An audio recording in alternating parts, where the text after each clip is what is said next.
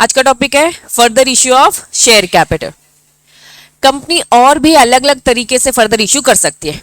यहां इन्होंने बोला कि वो इंक्रीज कर सकती है शेयर कैपिटल तीन तरीके से। कितने तरीके से? तीन तरीके से। पहला तरीका क्या दिख रहा है आपको? Right issue. दूसरा तरीका क्या दिख रहा है? Employee stock option scheme. अक्सर आपने इसका नाम सुना होगा इसॉप के भी नाम से। 11th-12th में थोड़ा बहुत नाम भी सुनते हो आप लोग इसॉप में, ठीक है। लेकिन एम्प्लॉय स्टॉक ऑप्शन पी क्या है? लेकिन आपकी बुक ने क्या लिखा है? स्कीम। आपकी बुक कभी प्लान लिखेगी, कभी स्कीम लिखेगी, बात एक ही है। शॉर्टकट में हम इसे क्या बोलते हैं? इसॉप। अदरवाइज वो एम्प्लॉय स्टॉक ऑप्शन स्कीम ही है। स्कीम बोलो या फिर एक प्लान तैयार करके हमने दिया एम्प्लॉयज के लिए, ठीक है। नेक्स्ट थर्ड क्या लिखा है? Preferential basis. जैसे अभी मैंने आपको बताया प्राइवेट प्लेसमेंट एक अलग होता है जो टॉपिक अपन पढ़ चुके हैं। तो अक्सर स्टूडेंट कंफ्यूज हो जाते हैं प्राइवेट प्लेसमेंट और प्रेफरेंशियल बेसिस में, ठीक है। तो ये दो थोड़े से सिमिलर टॉपिक है, इसे हम बाद में पढ़ेंगे।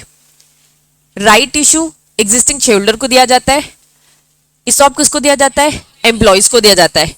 प्रेफरेंशियल बेसिस किसको दिया जाता है? सिलेक्टेड ग्रुप ऑफ लोगों को ही दिया जाता है। इट इज जस्ट लाइक का प्राइवेट प्लेसमेंट। लेकिन क्या 100% सेम है? क्या नहीं। अगर सेम होता तो अलग से क्यों बताते? कुछ तो डिफरेंस होगा। तो चलिए उस डिफरेंस को हम पढ़ेंगे, लेकिन थोड़े देर से। सबसे पहला जो सबसे इजी टॉपिक है, उस इजी टॉपिक को अपन कवर करेंगे, दैट वाज इसॉप, ठीक है। आइए, आपकी बुक में सेक्शन नंबर 62 दे रखा है। हेडिंग क्या पढ़ रहे हैं? Further issue. Further issue section number 62 है। तो सेक्शन 62 आपको ये सेक्शन नंबर याद रखना है। सेक्शन नंबर 62 क्या बताता है? कैसे फर्दर इशू आप करेंगे। तो कितने तरीके से कर सकते हैं? तीन। पहला तरीका क्या है? Right issue. तो सेक्शन 62 का 1A आपको क्या बताता है? Right issue. क्या बताता है? Right issue. चलिए 62 का 1B आपको क्या बताता है? इसॉप। क्या बताता है? इसॉप। देखो शॉर्टकट में उन्होंने एम्प्लॉइज भी लिख दिया। देन 62 का 1C आपको बोलता है एनी पर्सन। एनी पर्सन से मतलब क्या है? Preferential basis. तो जो ये तीन उन्हें जो ये बातें बताई है ना, एक्चुअल में यहाँ पे ये यही सारी चीजें। तो सबसे पहले आपको ये बोल रहा है कि भैया ये होल्डर को दिया जाता है। होल्डर बोले तो कौन से होल्डर?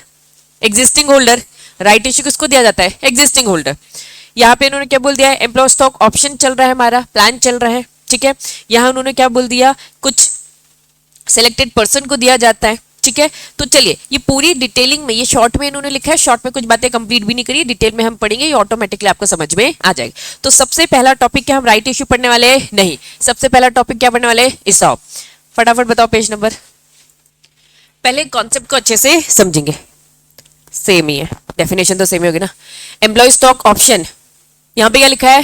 प्लान, या फिर क्या लिखा होगा? स्कीम। बात ये की है। चलिए साफ साफ समझ में आ रहा है कि कंपनी क्या कर रही है? शेयर दे रही है। किसको दे रही है? एम्प्लॉइज को दे रही है। एम्प्लॉय से मतलब क्या है? कंपनी का डायरेक्टर क्या होता है? कंपनी का एम्प्लॉय होता है।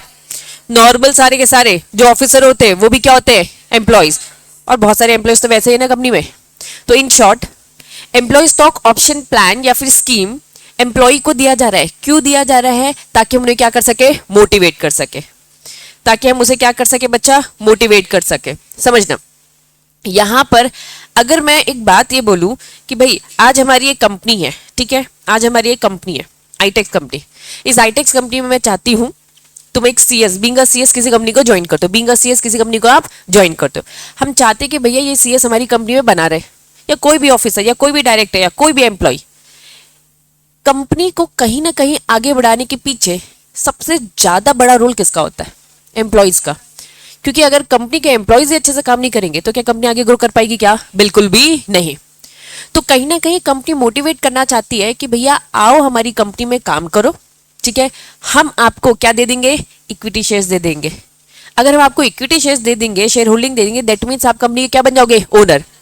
अगर एम्प्लॉय को अगर ओनर बना दिया, दैट मीन्स क्या हो जाएगा? आपकी कंपनी और अच्छे से वर्क करेगी। क्यों? क्योंकि भैया एम्प्लॉय को क्या लगेगा? भाई मैं तो अपनी कंपनी के लिए काम कर रहा हूँ, ये मेरा धंधा हो गया, मेरा बिजनेस हो गया। जब आप किसी और के लिए काम करते हो तो ऑब्वियसली बच्चा उतना मन लगा के नहीं करते, लेकिन जब आप अपना ही खुद का काम करते हो तो ज्यादा मन लगा कर करते हो। तो कंपनी को कहीं ना कहीं क्या करना है? कहीं ना कहीं क्या करना है? मोटिवेट करना है। किसको मोटिवेट करना है? अपने एम्प्लॉयज को। क्योंकि अक्सर एम्प्लॉय क्या करता रहता है? स्विच करता रहता है। क्यों स्विच करता रहता है? ताकि सैलरी मिल जाए, तो हम उसे एक तरीके से मोटिवेट करना चाहते हैं, भैया तुम यहीं रहो, हम आपको सैलरी तो दे रहे, लेकिन अगर आप हायर सैलरी के लिए किसी और कंपनी में स्विच करेंगे तो हमारा एक अच्छा एम्प्लॉय हमारे हाथ से चला गया। तो हम आपको मोटिवेट करना चाहते हैं, आपको कहीं ना कहीं क्या देकर, इक्विटी शेयर्स देके ओनरशिप दे देंगे। अब कल को अगर तुम अच्छे से काम करोगे तो प्रॉफिट अच्छा होगा, प्रॉफिट अच्छा होगा तो डिविडेंड के फॉर्म में आपको रिटर्न मिल जाएगा। तो employee stock option plan actual में कंपनी देती है अपने डायरेक्टर को, क्या देती है, ऑप्शन देती है। नाम साफ साफ लिखा है, ऑप्शन देती है। हम आपको ऑप्शन देते हैं कि आज हमारी कंपनी के शेयर्स आप ले लीजिए, ये ऑप्शन है। मतलब सामने वाला जो एम्प्लॉय है वो उसे क्या कर सकता है, रिजेक्ट भी कर सकता है। तो ये ऑप्शन किसको दिया जाता है, डायरेक्टर को, ऑफिसर को, एम्प्लॉय को। या तो कंपनी क्या कर सकती है, होल्डिंग कंपनी के डायरेक्टर को, होल्डिंग कंपनी के ऑफिसर को, होल्डिंग कंपनी के एम्प्लॉइज को। या तो कंपनी ये ऑप्शन किसको दे सकती है, सब्सिडी कंपनी के डायरेक्टर को, उसके ऑफिसर के, उसी के एम्प्लॉइज को। क्या ये बात समझ में आ रही है? तो यहाँ पे कंपनी किस किस को ऑफर कर सकती है, अपनी खुद ही के डायरेक्टर, ऑफिसर, एम्प्लॉय को भी। फॉर एग्जाम्पल एक होल्डिंग कंपनी बनाते हैं, ठीक है, ये एक ए कंपनी है, एक सब्सिडी कंपनी है। तो ए कंपनी अपने ही खुद के ऑफिसर को, एम्प्लॉय को दे सकती है, अपनी होल्डिंग को भी और अपनी सब्सिडरी को भी। ठीक है, क्या देगी, ऑप्शन देगी। ऑप्शन में क्या बोलेगी कि आओ हमारी कंपनी के शेयर्स खरीद लो। कहीं ना कहीं कंपनी उन्हें रोकना चाहती है, तो इस ऑप्शन में क्या बोला जाएगा, 5 साल तक हमारी कंपनी में काम करो। एग्जाम्पल ले रही हूँ, 5 साल तक अगर आप हमारी कंपनी में काम करोगे तो हम आपको क्या दे देंगे, शेयर्स दे देंगे। कंपनी का पर्पस क्या था, उन्हें रोकना। कंपनी का पर्पस क्या था, उन्हें रोकना। क्या कंपनी ने ये पर्पस अचीव कर लिया? हाँ, अगर उन्होंने ऑप्शन ऑप्ट कर लिया। अगर वो बंदा 5 साल तक काम कर रहा है, दैट मीन्स उसने क्या किया, इस ऑप्शन को क्या किया है, एक्सेप्ट कर लिया है, ऑप्ट कर लिया है। अगर वो दूसरे साल में छोड़ देता है और स्विच करके कोई नई कंपनी में चला जाता है, दैट मीन्स उसने ऑप्शन को क्या कर दिया, रिजेक्ट। तो ऑप्शन टू परचेज, लेकिन ये कब दिया जाएगा, फ्यूचर डेट। मेरे एग्जाम्पल में फ्यूचर डेट क्या थी, 5 साल बाद। प्री डिटरमाइंड प्राइस, आज मैंने प्राइस बता दिया, ऑब्वियसली सस्ता ही दूंगी। आज मैंने बोला कि भाई मेरे जो शेयर्स है कितने के मिल जाएंगे आपको, 100 रुपए के हिसाब से। 5 साल बाद तो मेरे शेयर्स की वैल्यू बढ़ सकती है ना। अगर एम्प्लॉय को हमारी कंपनी में भरोसा है और उसे खुद में भरोसा है कि भाई मैं अच्छे से काम करूँ, तो ऑब्वियसली हमारी कंपनी तो ग्रो करेगी। तो शायद ये कितने के हो जाएगा कल को, 1000, 500, 10,000, 1 लाख, कितने के भी हो सकते हैं। लेकिन आज हम उसको किस डेट में दे रहे, सॉरी किस प्राइस में दे रहे हैं, 1000 में, सॉरी 100 में किस प्राइस में दे रहे हैं, 100 में। तो in short, employee stock option plan, company एक ऑप्शन देती है अपने डायरेक्टर, ऑफिसर, एम्प्लॉय को, ताकि वो क्या कर सके, शेयर्स खरीद सके। लेकिन ये शेयर्स फ्यूचर डेट में मिलेंगे, लेकिन प्राइस हम आज ही आपको बता देंगे। उस प्राइस को हम क्या बोलते हैं, प्री डिटरमाइंड प्राइस। क्या ये बात समझ में आ रही है? क्या ये कंपनी अपनी होल्डिंग कंपनी को भी दे सकती है ऑप्शन, अपनी सब्सिडी को भी दे सकती है? हाँ। तो चलिए फटाफट देखेंगे। कंपनीज एक्ट की बात करें तो बच्चा, हमारी जो कंपनीज एक्ट है, अनलिस्टेड कंपनीज होती हैं। अगर एक अनलिस्टेड कंपनी, चाहे वो पब्लिक कंपनी चाहे वो प्राइवेट कंपनी, उसे क्या फॉलो करना है, कंपनीज एक्ट। लेकिन जहां भी कंपनी लिस्टेड आती है तो उसे कंपनीज एक्ट तो फॉलो करना है, साथ में क्या करना है, सेबी के रेगुलेशंस भी।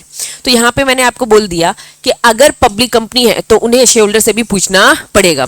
शेयर होल्डर की एक जनरल मीटिंग होगी, उनसे पूछा जाएगा कि हम अपने एम्प्लॉय को मोटिवेट करना चाहते हैं, इस कारण से हम उनको एक ESOP दे रहे हैं, क्या दे सकते हैं। शेयर होल्डर अगर हाँ बोलेंगे, कितने, 75%, मतलब SR पास होगा, तब जाके कंपनी एम्प्लॉय स्टॉक ऑप्शन दे सकते हैं, अदरवाइज ना हो जाएगी। प्राइवेट कंपनी को बोला भाई तुम्हारा तो काम किससे चल जाएगा, OR से, लेकिन अगर कंपनी लिस्टेड है तो किससे काम चलेगा, SR। क्लियर है? चलिए, इस कॉन्सेप्ट को समझने के लिए आपको कुछ टर्म समझने पड़ेंगे। अगर इन टर्म्स को नहीं समझोगे तो आगे के कॉन्सेप्ट जीरो हो जाएगा। तो इसलिए फटाफट चलिए इस टर्म को देते हैं। मैं बार बार आपको बोल रही हूँ ऑप्शन ऑप्शन ऑप्शन, तो ऑप्शन ग्रांट किया जाता है, ऑप्शन दिया जाता है। ये ऑप्शन कौन किसको दे रहा है, कंपनी दे रही है, किसको, एम्प्लॉइज को, डायरेक्टर को, ऑफिसर को। तो grant by the company to the employee. ठीक है, तो जहां कहीं भी ग्रांट आएगा दैट मींस कंपनी दे रही है, किसको दे रही है, एम्प्लॉय को। जहां कहीं भी वेस्ट आएगा, एक वेस्टिंग पीरियड है। मेरे एग्जांपल में मैंने बोला 5 साल बाद मिलेगा, मतलब 5 साल तक उसे क्या करना पड़ेगा, काम। तो वेस्टिंग पीरियड मेरा क्या हो गया, 5 साल। Now the time to earn by the employee through the continue working, ये 5 साल तक उसे काम करना पड़ेगा, तब जाकर वो क्या करेगा, उस ऑप्शन को ऑप्ट कर पाएगा। पहले ही छोड़ देता है दैट मींस उसने वो ऑप्शन छोड़ दिया है, उसे नहीं चाहिए कंपनी के शेयर्स, उसे नहीं है उस पे इंटरेस्ट। ठीक है, तो वेस्टिंग जहां कहीं भी आएगा, वेस्टिंग पीरियड दैट मींस वो टाइम पीरियड, जितने साल तक उसे काम करना पड़ेगा ताकि वो ऑप्शन उसे मिल जाए। ये दो टर्म समझ में आ गया। ग्रांट मतलब कौन किसको दे रहा है, कंपनी ऑप्शन दे रही है एम्प्लॉइज को। वेस्टिंग मतलब क्या है, टाइम पीरियड। ठीक है, चलिए नेक्स्ट लिखा है एक्सरसाइज। 5 साल खत्म, जरूरी थोड़ी ना है कि 5 साल बाद भी वो आ जाए। वो कह रहे भैया मैंने काम किया, मेरा मन था, मुझे आपकी कंपनी के शेयर खरीदने में इंटरेस्ट नहीं है, तो एक्सरसाइज कर भी सकता है और एक्सरसाइज नहीं भी। 5 साल तक वेस्टिंग पीरियड काम किया किया किया, अब ऑप्शन आ गया, उसको लगेगा कि भैया 100 रुपए के शेयर्स थे, आज मार्केट में 90 हो गया, तो उसकी मर्जी नहीं है लेने की, तो एक्सरसाइज कर भी सकता है और नहीं भी। 100 रुपए उन्होंने प्राइस बताई थी, आज भैया मार्केट में कितने हो गए 5000, तो लेने का ऑप्शन आ जाएगा, तो एक्सरसाइज करना। आफ्टर सम ड्यूरेशन, वो सम ड्यूरेशन क्या था हमारे एग्जाम्पल में 5 ईयर्स, एम्प्लॉय एक्सरसाइज करेगा राइट, तो एक्सरसाइज जहां कहीं भी आएगा दैट मीन्स वो राइट लेने आ गया है, एक्सरसाइज नहीं किया दैट मीन्स उसने वो राइट नहीं लिया। क्लियर है? नेक्स्ट, सेल मतलब कंपनी ने जो ऑप्शन दिया था उस अगर उसने हाँ बोल दिया तो अब कंपनी उसे क्या देगी, वो राइट सेल कर देगी, 100 रुपए में बेच देगी, क्योंकि प्राइस क्या डिसाइड हुई थी 100, तो मतलब now company issue share to employee. कितने हमने लाइफ साइकिल में देखे पॉइंट्स, कितने 4, फटाफट। सबसे पहला क्या था, ग्रांट, कंपनी ऑप्शन देती है एम्प्लॉय को। वेस्ट मतलब duration, time period, vesting period भी बोल सकते हैं। एक्सरसाइज मतलब एग्जैक्टली कंपनी के पास वो आएगा कि मैं एक्सरसाइज कर रहा हूं, खड़ा हो जाएगा ऑफिस में और बोलेगा दो अब हमें, फिर कंपनी शेयर प्रिंट करके उसे दे देगी, दैट वाज सेल। याद रहेगा? चलिए स्टार्ट करेंगे। तो स्टार्ट करते हैं। एम्प्लॉय स्टॉक ऑप्शन स्कीम लिखा है, स्कीम प्लान सब एक ही होता है, ठीक है। चलिए अब जब हम ये पढ़ रहे हैं, आपका सब्जेक्ट कौन सा है, कंपनीज एक्ट, तो भैया आपको कंपनीज एक्ट भी पढ़ना पड़ता है और साथ में क्या पढ़ना पड़ता है, रूल्स। कंपनीज एक्ट बोलता है क्या क्या करना है और रूल्स बोलता है कैसे कैसे करना है, ठीक है। अब इन्होंने सबसे पहले एम्प्लॉय स्टॉक ऑप्शन का मीनिंग समझा है, जो मैंने बस बेटर प्रेजेंटेशन में आपको बता दिया। मींस ऑप्शन गिवन टू किसको, डायरेक्टर को, ऑफिसर को, एम्प्लॉय को। कंपनी अपने डायरेक्टर, ऑफिसर, एम्प्लॉय को भी दे सकती है, होल्डिंग में भी, सब्सिडी में भी। अब देखो सब्सिडी कंपनी और कंपनीज मतलब अगर एक सब्सिडी है तो एक में, अगर बहुत सारी सब्सिडीज है तो सब में भी, ठीक है। क्या फ्यूचर डेट में डिसाइड होता है, फ्यूचर डेट में दिया जाता है, और प्री डिटरमाइंड प्राइस। बस मैंने बेटर प्रेजेंटेशन में आपको ये पैराग्राफ समझा दिया। क्लियर है? चलिए अब कौन सा रेजोल्यूशन पास करना है, इन्होंने क्या बोल दिया, public company, private. Public company में क्या पास करना है, एसआर। प्राइवेट कंपनी में क्या पास करना है, ओआर। मैंने और एक्स्ट्रा नॉलेज दिया, लिस्टेड कंपनी को क्या करना है, एसआर, क्योंकि लिस्टेड कंपनी को फॉलो करना पड़ता है सेबी के रेगुलेशन, ठीक है। तो ये बीच में कहीं आगे चलकर दे देंगे, मैंने एक ही साथ आपको बता दिया, ठीक है। तो कंफ्यूज मत होना, लिस्टेड कंपनी को सेबी की बात माननी पड़ती है और सेबी बोलती है भैया ओआर से काम नहीं चलेगा, आपको तो क्या पास करना है, एसआर। याद रहेगा? चलिए अब यहाँ पे एम्प्लॉय की डेफिनेशन, अब यहाँ पे एम्प्लॉय की डेफिनेशन, एम्प्लॉय को की डेफिनेशन को लेके बहुत सारी कंफ्यूजन होती है, पहली कंफ्यूजन क्लियर कर दो। लिस्टेड कंपनी को क्या फॉलो करना है, सेबी के रूल्स। अनलिस्टेड कंपनी को क्या फॉलो करना है, कंपनीज एक्ट। अनलिस्टेड कंपनी तो भैया दो है, पब्लिक भी है और प्राइवेट भी, और लिस्टेड कंपनी में क्या है, ओनली पब्लिक कंपनी, यस और नो। अभी हम कंपनीज एक्ट पढ़ रहे हैं, अभी हम क्या पढ़ रहे हैं, कंपनीज एक्ट।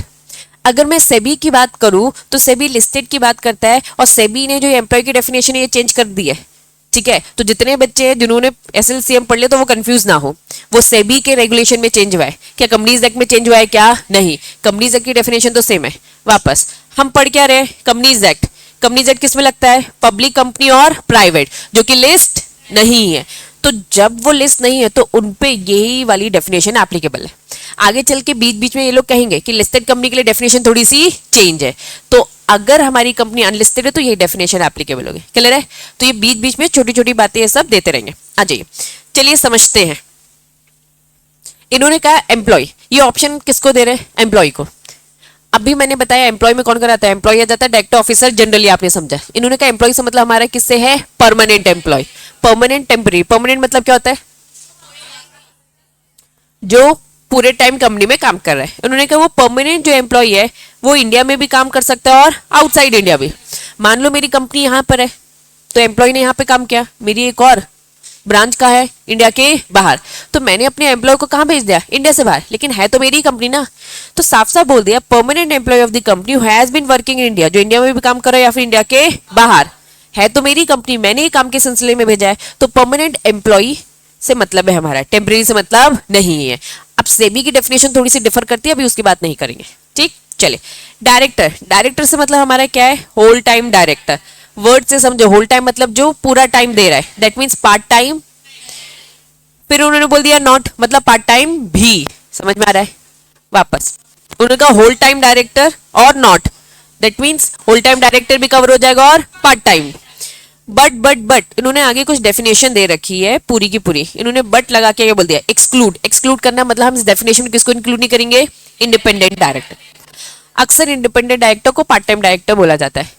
क्यों? क्योंकि इंडिपेंडेंट डायरेक्टर पूरे टाइम कंपनी में बैठ के काम करता है क्या? नहीं, वो तो कभी कभार परफॉर्मेंस चेक करने आता है। ठीक है, उसकी जनरल मीटिंग में सिटिंग होती है, बोर्ड मीटिंग में उसकी सिटिंग फीस होती है, तो वो पूरा टाइम कंपनी में काम नहीं करता है। इन्होंने कहा डायरेक्टर से मतलब हमारे सारे डायरेक्टर्स है, जो चाहे फुल टाइम काम करे चाहे वो पार्ट टाइम। लेकिन हम साफ साफ बोल रहे हैं हमारा मतलब इंडिपेंडेंट डायरेक्टर से नहीं है, तो प्लीज इंडिपेंडेंट डायरेक्टर को ये ऑप्शन दिया ना जाए, वो ये कह रहे। क्लियर है?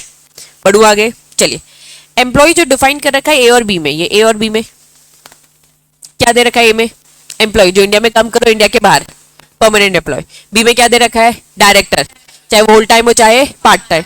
इन्होंने कहा भाई वो सब्सिडी कंपनी का भी तो हो सकता है। ऑप्शन साफ साफ बोलता है मैं अपनी कंपनी, मान लो मैं आईटेक्स में, आईटेक्स कंपनी क्या कर रही है, अपनी जो एम्प्लॉयज है रक्षिता, ओमकार भैया, इनको दे रहे।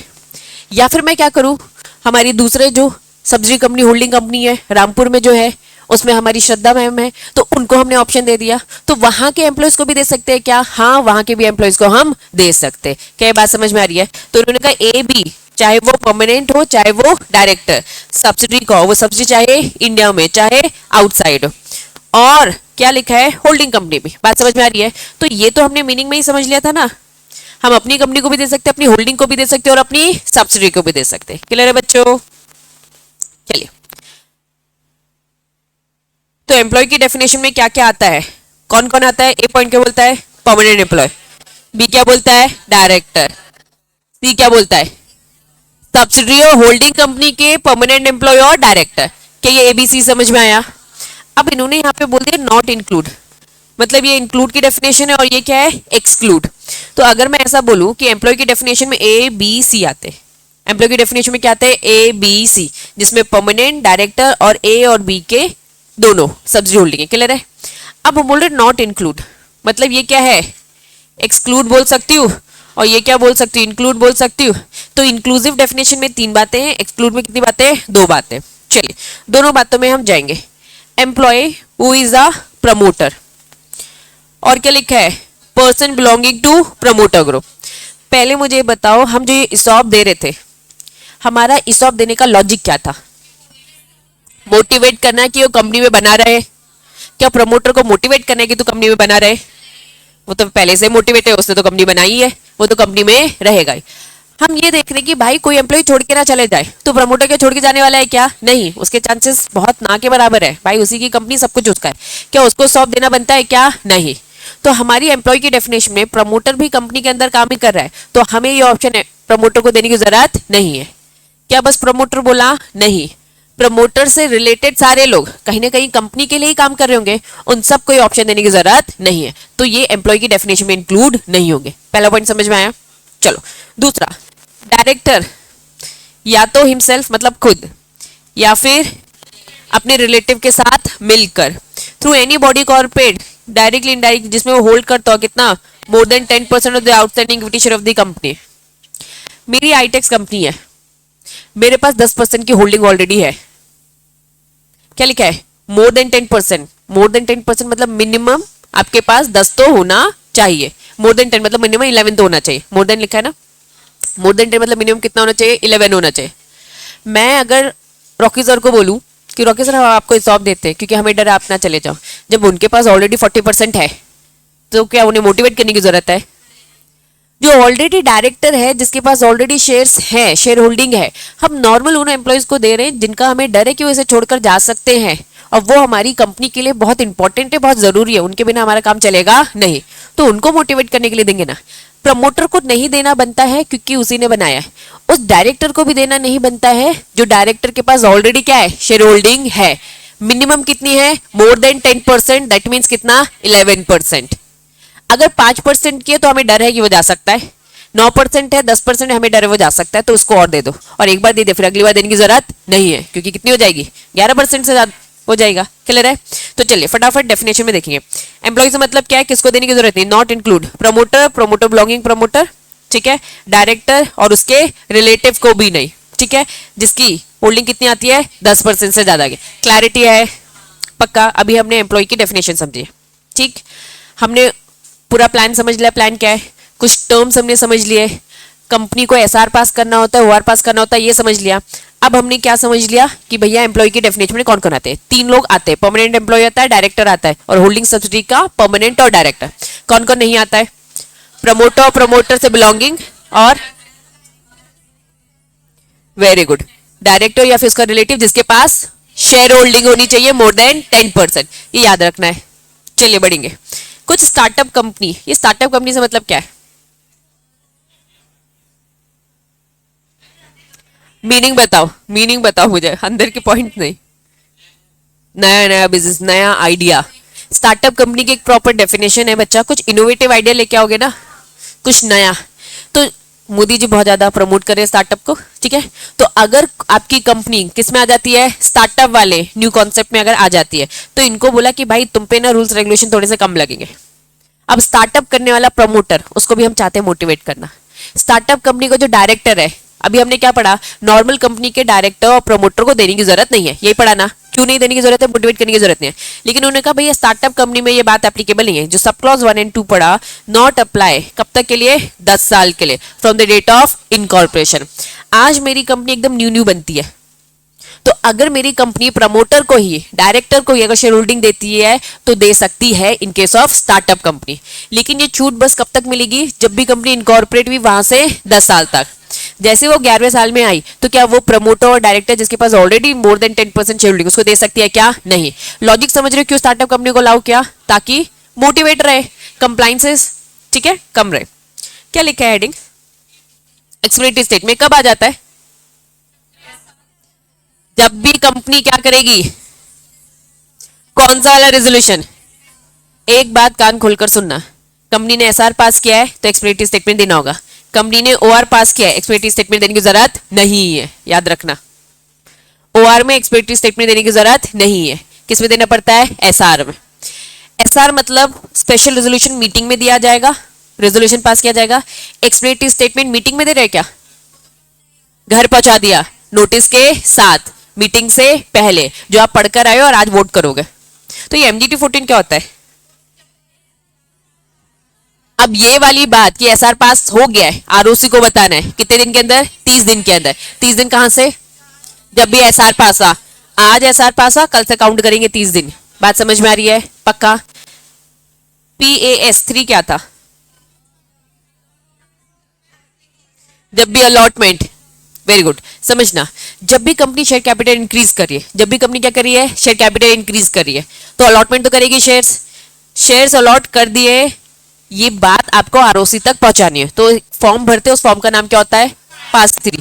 क्या ये बात समझ में आ रही है, पक्का। आज जो हम टॉपिक पढ़ रहे हैं सेक्शन 62, जिसमें फर्दर इश्यू पढ़ रहे हैं, फर्दर इश्यू में हम क्या पढ़ रहे हैं, इसॉप। इसॉप में क्या पास 3 फॉर्म भरना पड़ेगा, क्योंकि अलॉटमेंट तो होगा ना, एम्प्लॉयज को तो दे रहे हैं ना, शेयर कैपिटल तो इंक्रीज हो रहा है ना। तो 62 का सबसेक्शन 1A, B, C तीनों केस में क्या हो रहा है, शेयर कैपिटल इंक्रीज। अगर शेयर कैपिटल इंक्रीज हो रहा है तो आपको 2 फॉर्म तो भरने पड़ेंगे, एमजीटी 14 में देना पड़ेगा, और याद रहेगा, पूछ लूंगी रैंडमली किसी से भी, ठीक है। चले, अब ये सारे पॉइंट्स प्लीज बच्चा पढ़ लेना, एक्सपेक्टेड स्टेटमेंट। नेक्स्ट क्या लिखा है, हेडिंग बताओ, pre pricing in the conformity of the accounting policy. Concept समझना फटाफट, चलिए सुनो। एम्प्लॉय को शेयर्स दे रहे, प्राइस क्या रखेंगे, इन्होंने साफ साफ बोल दिया कंपनी आपकी मर्जी, आपको अपने एम्प्लॉय को मोटिवेट करना है ना, तो आप अपने एम्प्लॉय को डिस्काउंट में दे सकते हो। डिस्काउंट में दे सकते हैं क्या, जनरल रूल नहीं, एक्सेप्शन। लेकिन किस में, स्वेट इक्विटी। मैं क्या बढ़ा रही हूँ, तुम लोग स्वेट इक्विटी बढ़ा रही हूँ क्या, इस में दे सकते हैं क्या, दे सकते हैं क्या।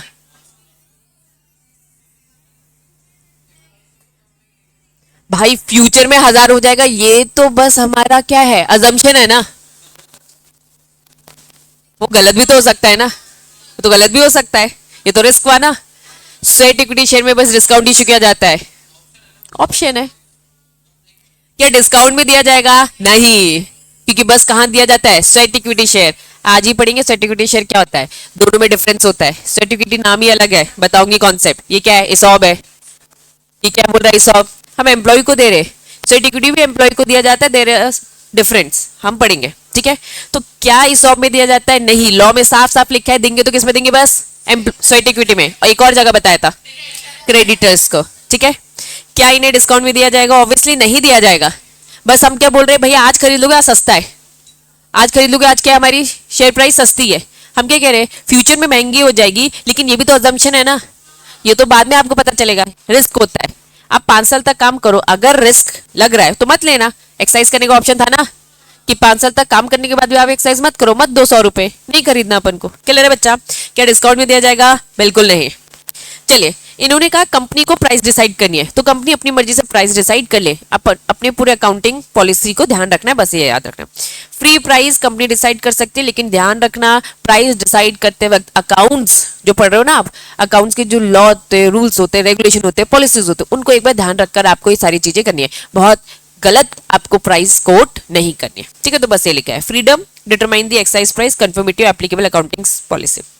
इन्होंने कहा शेयरहोल्डर की अप्रूवल भी लेनी पड़ेगी इन केस। समझना, शेयरहोल्डर की अप्रूवल लेनी पड़ेगी किसको लेकर? प्राइस को लेकर। क्या ईसॉप को लेकर हम ले रहे हैं क्या शेयरहोल्डर की अप्रूवल? अच्छा, तो ये एसआर कौन पास कर रहा था? ले रहे हो ना। ईसॉप इश्यू कर रहे हैं, क्या शेयरहोल्डर की अप्रूवल लग रही है? हाँ। प्राइवेट कंपनी में ओआर, पब्लिक कंपनी में एसआर, उनकी अप्रूवल के बिना कुछ नहीं होने वाला। इन्होंने कहा प्राइस डिसाइड करने को भी लेके, प्राइसिंग को भी लेके पूछना पड़ेगा। इन्होंने कहा दे किसको रहे हो, किसको दे रहे हो? इन्होंने कहा एम्प्लॉइज किसके, तो प्राइस को लेकर तो पूछना भी पड़ेगा। बात समझ में आ रही है? इन जनरल तो वैसे ही पूछना है, लेकिन आज हम 100 रुपए रख रहे हैं, तो कब हमें अपनी कंपनी के शेयरहोल्डर से पूछना पड़ेगा? अगर हम ये शेयर्स किसको दे रहे हैं? सब्सिडरी कंपनी और होल्डिंग कंपनी के एम्प्लॉइज को। ऑप्शन ग्रांट टू किसको लिखा है? कुछ आइडेंटिफाइड एम्प्लॉइज है। मतलब आइडेंटिफाइड एम्प्लॉइज मतलब वर्ड से समझो, बोर्ड ऑफ डायरेक्टर ने कुछ एम्प्लॉइज को आइडेंटिफाई किया होगा कि भैया ये सिलेक्टेड लोग हैं जो हमें बहुत ही सही लग रहे हैं, ये हमारी कंपनी को छोड़कर बिल्कुल ना जाए, क्योंकि यही हमारी कंपनी को जो आगे पहुंचा देंगे। तो कुछ आइडेंटिफाइड एम्प्लॉइज है ड्यूरिंग 1 ईयर, ठीक है। ड्यूरिंग 1 ईयर में हम ये देख रहे हैं भैया इनके पास कितने शेयर्स है, इक्वल टू, या फिर क्या लिखा है, एक्सीडिंग 1%, मतलब या तो 1% या तो 1% से ज्यादा ऑफ द इश्यूड कैपिटल, जिसमें हम वारंट और कन्वर्जन को इंक्लूड नहीं करेंगे, of the company at the time of grant of the option. Option देते वक्त अगर हमें लगता है कि कुछ एम्प्लॉइज हैं जो ऑलरेडी कितना शेयर होल्ड करके बैठे हैं, 1% से ज्यादा, इनको पहले से इन्होंने शेयर्स ले रखे होंगे, क्योंकि ये कहीं ना कहीं इंपॉर्टेंट, इनकी इंपॉर्टेंस होगी इस कंपनी में। तो साफ साफ इनको बोल दिया कि भाई इन लोगों को अगर दे रहे, किसको दे रहे, सब्सिडी होल्डिंग कंपनी के एम्प्लॉइज को दे रहे, या फिर कुछ आइडेंटिफाइड एम्प्लॉइज। वो आइडेंटिफाइड एम्प्लॉइज मतलब क्या, उनके पास क्या है, 1% या 1% से ज्यादा है, मतलब उससे कम है तो देने की जरूरत नहीं है, पूछने की जरूरत नहीं है। तो इस केस में आपको शेयरहोल्डर से भी पूछना पड़ेगा। तो क्या कंपनी अपनी मर्जी से प्राइस डिसाइड कर सकती है? हाँ, कोई दिक्कत नहीं है, लेकिन बस अकाउंट्स की पॉलिसी को ध्यान रखना। शेयरहोल्डर से क्या पूछने की जरूरत है? जनरल रूल नहीं, प्राइस को लेकर पूछने की जरूरत नहीं है, एक्सेप्शन पूछना पड़ेगा। कब? सब्जी होल्डिंग कंपनी को या फिर आइडेंटिफाइड एम्प्लॉयज, याद रहेगा।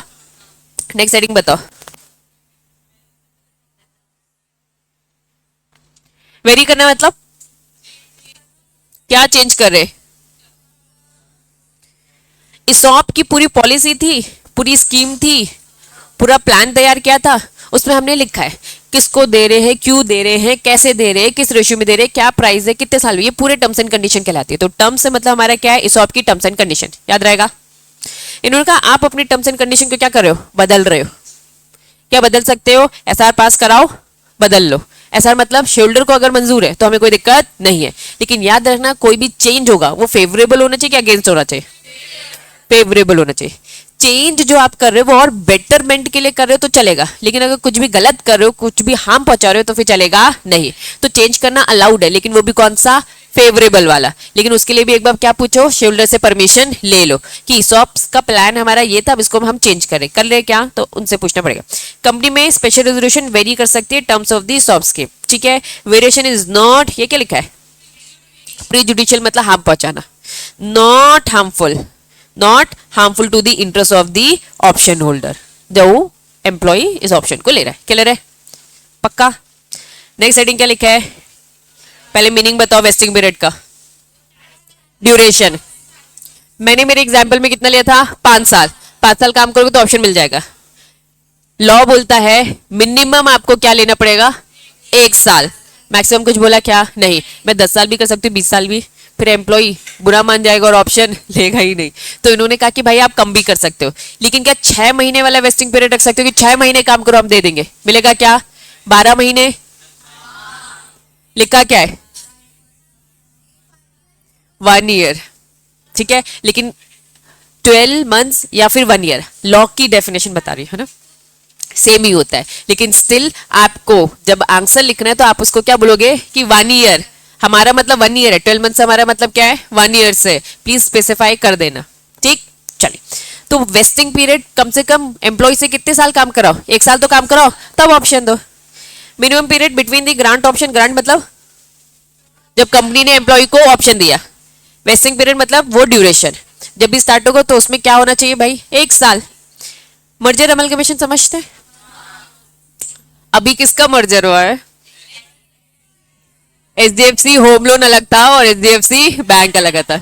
मान लो हमारी जो एचडीएफसी होम लोन है, होम लोन कौन किसके साथ मर्ज हुई है? होम लोन वाली बैंक, तो अभी एग्जिस्टेंस में कौन है? बैंक है। मान लो जो होम लोन वाली जो एचडीएफसी थी उसने अपने एम्प्लॉय को क्या दे दिया था? ऑप्शन दे दिया था कि भाई तुम लोग 2 साल तक काम करो, तो हम आपको क्या दे देंगे? ESOP दे देंगे। 1 साल ही हुआ और उन्होंने क्या कर दिया? मर्जर कर लिया।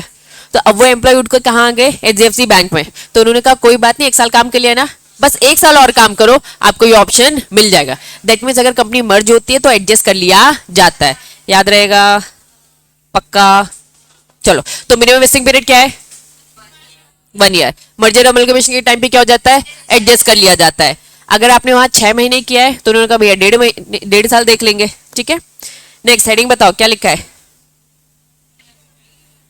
What do you mean by lock in period?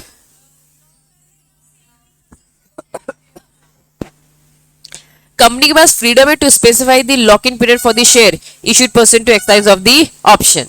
अब समझना पहले लॉक इन पीरियड क्या होता है। लॉक इन पीरियड मतलब हमने शेयर को क्या कर दिया है? लॉक, मतलब मैंने आपको कंपनी ने आपको दे दिया शेयर, अब ये शेयर्स क्या हो गए? लॉक, अब आप इसे बेच नहीं सकते। तो लॉक इन का एक पीरियड है, मैंने बोला 1 साल के लिए लॉक, दैट मीन्स कब तक नहीं बेच सकते? 1 साल। मैंने कहा लॉक इन पीरियड 3 साल का है, मतलब 3 साल तक ये शेयर्स आप ही के पास रहेंगे, आप चाहकर भी इसे बेच नहीं सकते। आपका जो शेयर सर्टिफिकेट होगा उसमें बोल्ड में रेड कलर से ऐसा स्टैंप मारा होगा कि भैया लॉक्ड है। तो किसी से भी शेयर्स अगर खरीद रहे हो, देख लो वो शेयर्स लॉक तो नहीं है, क्योंकि उसने बेच भी दिया तो भी बेचा माना नहीं जाएगा, क्योंकि बेचना अलाउड ही नहीं है ना। लॉक इन का मतलब क्या है? नहीं बेच सकते, लॉक्ड है ये। तो कंपनी के पास फ्रीडम है कि वो लॉक इन पीरियड जो डिसाइड करना चाहती है डिसाइड कर ले। तो क्या कोई लिमिट बताई क्या? तो कंपनी 1 साल के लिए लॉक करे, 2 साल के लिए, 3 साल के लिए, कंपनी की खुद की मर्जी। लॉक मतलब आपको एम्प्लॉयज को दिया, ये एम्प्लॉय बड़े नालायक होते हैं, इनको दिखेगा कि आज मुझे बताओ हमारी जो प्राइस थी वो 100 रुपए थी, क्या प्राइस थी? 100 रुपए। फ्यूचर में हमने देखा कितने का हो गया? 5,000 का हो गया। ये एम्प्लॉय तुरंत जैसी शेयर्स मिलेगा क्या हरकत करने वाला है? बेचेगा कि वाह यार फायदा।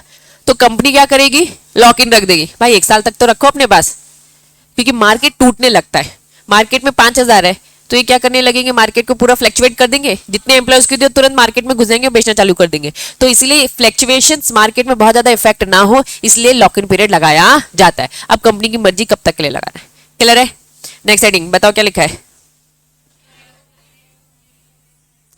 बस हेडिंग से पढ़ो, बताओ क्या बोल रहा है, क्या नहीं है।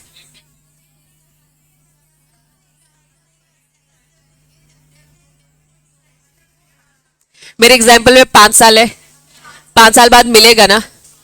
शेयर्स मिल गए क्या? क्या तुम्हारे पास शेयर सर्टिफिकेट है? नहीं है, तुम्हारे पास ऑप्शन है। ये ऑप्शन आपको कब मिलेगा? जब 5 साल तक काम करोगे, एक्सरसाइज करने होगे, शेयर सर्टिफिकेट हाथ में मिलेगा। तो जब अभी तुम्हारे पास शेयर्स ही नहीं है, तुम लोग शेयर होल्डर ही नहीं हो, तो क्या कंपनी में तुम्हें डिविडेंड मिलने वाला है? पहले शेयर्स तो ले लो। क्या तुम्हें जनरल मीटिंग बुला के तुमसे वोटिंग करवाई जाएगी? ORSR पास करवाया जाएगा? बिल्कुल भी नहीं। ये भी ऑप्शन है, आपके पास शेयर सर्टिफिकेट आए ही नहीं है, तो ना तो आपके पास डिविडेंड का राइट है और ना ही आपके पास वोटिंग का। नेक्स्ट हेडिंग देखो क्या लिखा है।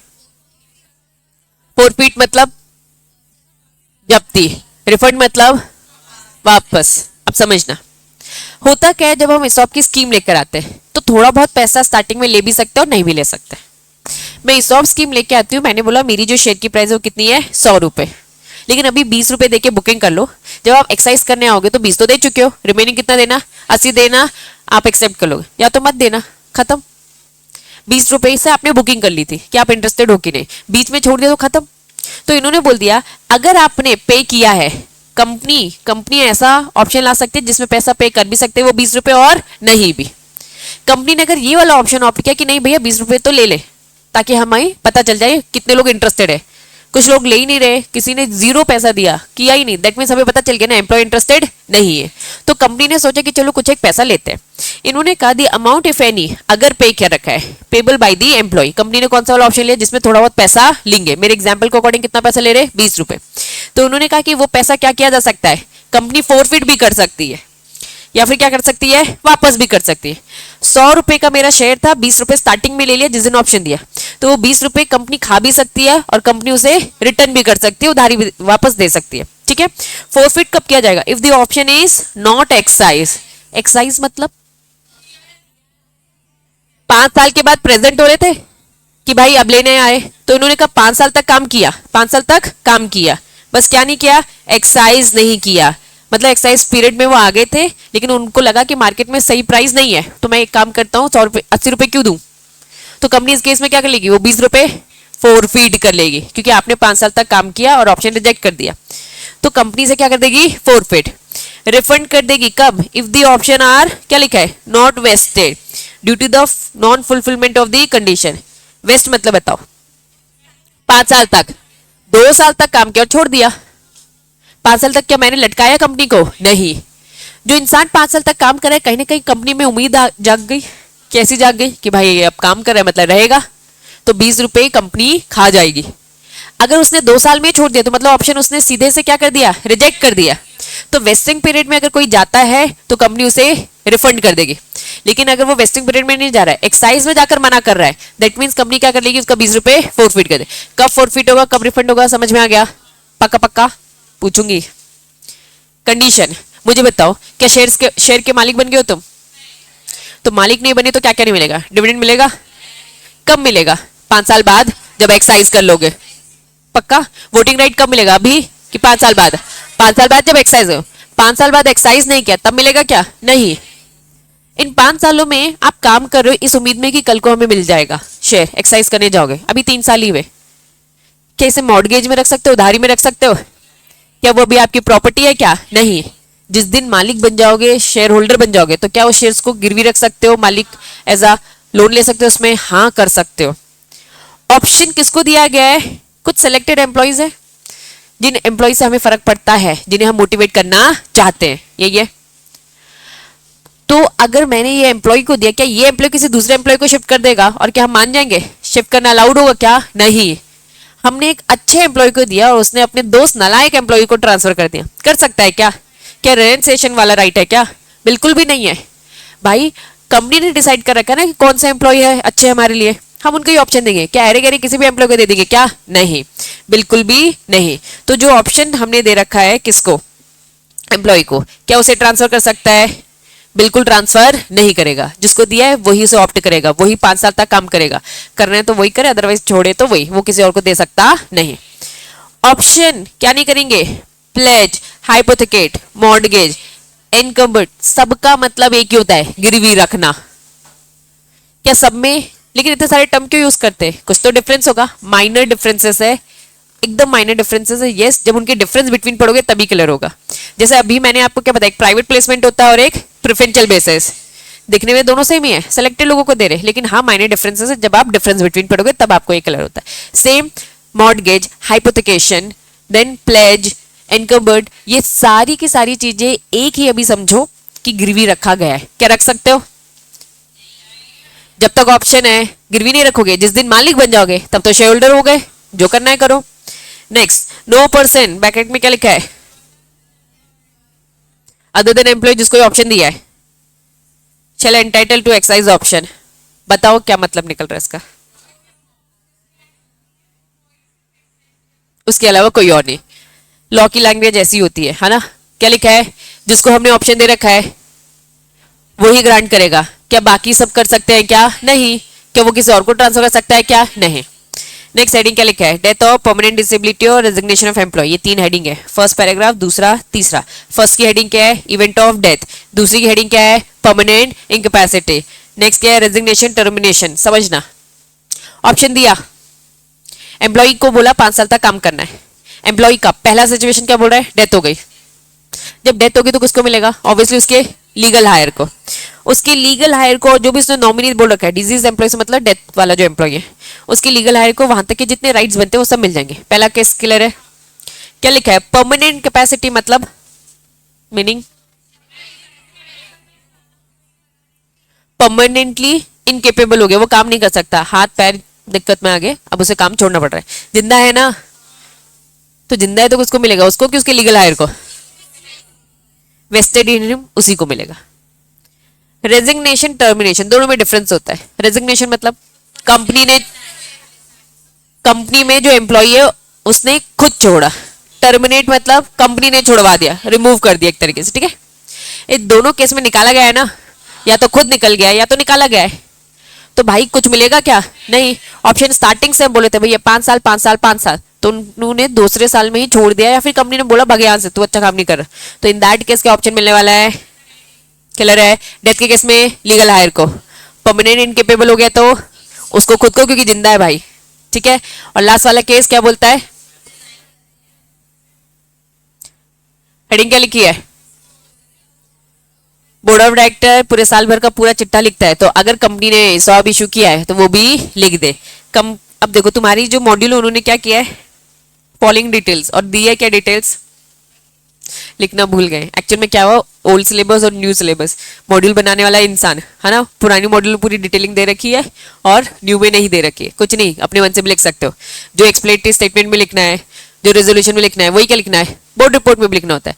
एक बार खुद दिमाग लगाओ और सोचो क्या होगा बोर्ड रिपोर्ट में, किसको दिया, कितने लोगों ने फिर ऑप्ट किया, क्या प्राइस है, क्या टर्म्स एंड कंडीशन है, चेंज किया है तो बता दो, वही घिसी पिटी बातें जो भी हमने पूरे ऑप्शन पढ़ा, सब वही कॉमन है। Explanatory statement, board resolution, report में सारे कंटेंट सेम ही होते हैं। अब मैं बस हेडिंग पढ़ूंगी, तुम लोग बताओ हेडिंग क्या लिखा है, मेंटेनेंस ऑफ रजिस्टर, किसका रजिस्टर मेंटेन करेंगे, जिन एम्प्लॉय को शेयर्स दे रहे हो, जिनको ऑप्शन दे रहे हो, तो उनका क्या करोगे बच्चा, रजिस्टर मेंटेन। मेंबर अगर है तो member, duplicate share certificate, debenture holder, जितने टाइप के अलग अलग होल्डर, उन सबका एक अलग अलग रजिस्टर। कंपनी मेंटेन करे रजिस्टर किसका, ऑप्शन स्कीम का। फॉर्मेट इन्होंने कहा कुछ अलग से मत बनाओ, SH6 में ऑलरेडी फॉर्मेट दे रखा है। इन्होंने कहा कहाँ रखोगे वो रजिस्टर संभाल कर, रजिस्टर्ड ऑफिस, किसी और प्लेस में भी रख सकते हो, हाँ, बोर्ड ऑफ डायरेक्टर जहां डिसाइड करे। इन्होंने साफ साफ बोल दिया जो एंट्रीज होगी ना ऑथेंटिकेटेड बाय, कौन चेक करेगा, CS। कंपनी में जो जॉब कर रहा है वो CS चेक करेगा कि सारी एंट्री बराबर हुई है कि नहीं। अगर कंपनी में CS नहीं है तो बोर्ड ऑफ डायरेक्टर जिस भी बंदे को ऑथराइजेशन देगा वो, क्लियर है, पक्का। नेक्स्ट हेडिंग क्या लिखा है, लिस्टेड कंपनी को क्या फॉलो करना है, सभी के रेगुलेशन, जिसमें मैंने आपको एक सभी का रेगुलेशन बताया था, OR पास कर रहा था कि SR। MGT 14 कब पास करते हैं, बोर्ड रेजोल्यूशन, स्पेशल रेजोल्यूशन, कितने दिन में, 30 डेज, कहां से, पास 3 कब, अलॉटमेंट किसको देते हैं, ROC को, कितने दिन में देते हैं, 30 डे, 30 डेज कहां से, जब भी अलॉटमेंट किया, याद रहेगा, बहुत रिपीट है, पक्का। चलो यहां तक चीजें समझ में आ गई, चलिए इस और अच्छे से समझ में आया। अब थोड़ा डिफरेंस समझेंगे किसमें, स्वेट इक्विटी शेयर्स। स्वेट मतलब क्या होता है, पसीना। जब हमने आईटेक्स कंपनी चालू करी थी तो बहुत पुराने एम्प्लॉइज तो जो हमारी कंपनी में लगातार काम कर रहे थे, हमारी कंपनी तब छोटी थी, आज हमारी कंपनी क्या हो गई, बड़ी हो गई है, क्या बात समझ में आ रही है। तो मतलब कुछ एम्प्लॉइज है जिसने खून पसीना लगाया है, तो क्योंकि उन्होंने हमारी कंपनी का इतना साथ दिया है तो उन्हें हम क्या देना चाहते हैं, रिवॉर्ड। उन्हें हम क्या देना चाहते हैं, रिवॉर्ड। इस जॉब में क्या हो रहा था, नया एम्प्लॉय आया है, हम चाहते हो कहीं भाग ना जाए, काम का बंदा है तो उसे मोटिवेट किया जा रहा था कि वो कंपनी में बना रहे। स्वेट इक्विटी शेयर में हम क्या कर रहे हैं, पुराने एम्प्लॉयज को दे रहे हैं, और क्यों दे रहे हैं, जो उन्होंने इतना भी साथ निभाया है। हमने उन्हें सैलरी तो दिया है, रेम्यूनरेशन तो दिया है, लेकिन कहीं ना कहीं उनकी जो मेहनत है वो बहुत ज्यादा है जो रेम्यूनरेशन में कवर नहीं हो पाई। अब हम उसे क्या दे रहे हैं, उस चीज का रिवॉर्ड दे रहे हैं कि भाई आगे भी बना रहे तो मोटिवेट रहेगा। लेकिन दोनों में डिफरेंस क्या है, इस जॉब में हम क्या कर रहे थे, नए लोगों को अट्रैक्ट कर रहे थे, ठीक है। स्वेट इक्विटी में क्या कर रहे हैं, पुराने लोगों को। तो what do mean by sweat equity share, meaning sweat equity share मतलब ये शेयर किसको इशू किया जाता है, ऑब्वियसली डायरेक्टर को और एम्प्लॉयज को जो हमारी कंपनी में इतने टाइम से बना है, ठीक है। क्या ये शेयर डिस्काउंट में इशू कर सकते हैं? हाँ, ये वाले शेयर डिस्काउंट में इशू किए जाते हैं, ESOP नहीं किए जाते, बात याद रखना। और क्या लिखा है? Consideration other than cash. आप स्टेट इक्विटी शेयर दे सकते हो, ठीक है, या तो उन्हें क्या दो, सस्ते में शेयर दे दो, मतलब उनसे पैसा लो। फॉर एग्जाम्पल 100 रुपए का है तो उनको 90 में दे दिया, या फिर आपने उनसे क्या ले लिया, कंसिडरेशन लिया, लेकिन जो अदर देन कैश है। अदर देन कैश से हमारा मतलब क्या है? उस बंदे ने हमें क्या दिया है? Know how. What do you mean bye know how?